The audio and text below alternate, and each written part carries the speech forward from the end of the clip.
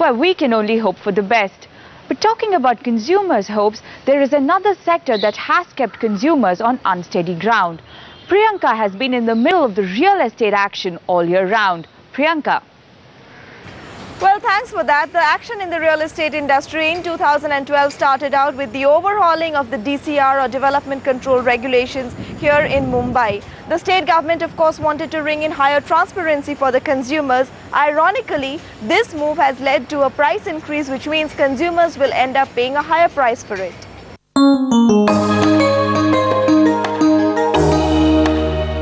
The new DCR guidelines reduce the saleable area of every project by an estimated 7%, leading companies to go back to their drawing boards. An increase in input costs was imminent.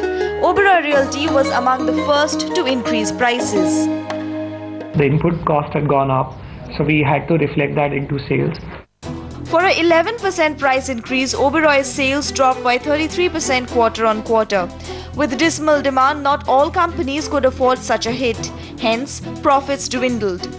So through most of the year, companies were sitting on the fence, waiting for interest rates to drop, for policy changes to kick in and consumers to return to the market.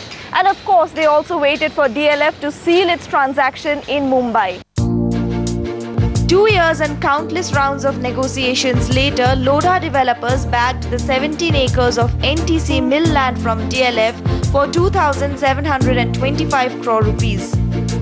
We believe we've bought the property at a very valuable and attractive price. That the deal was clinched as per market expectations signaled a positive outlook for asset sales. At a time when companies such as Air India and Kingfisher are banking on asset sales as a major strategy to raise funds, the achieved valuation remained especially relevant. We will employ the IPP and we hope to complete a primary issue. And in March, the company lapped up 400 crore rupees. The issue was subscribed 1.67 times, and next year DLF's issue is expected to hit the markets.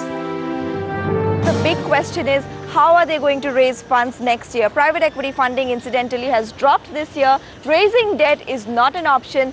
Big hopes are pinned on the equity markets. That's a recap for real estate. It's over now to Archana. Yes, Priyanka, essential drugs are getting cheaper. But the twists and turns this story has taken over the past year has had me reaching out for my cup of coffee. But the draft pharma pricing policy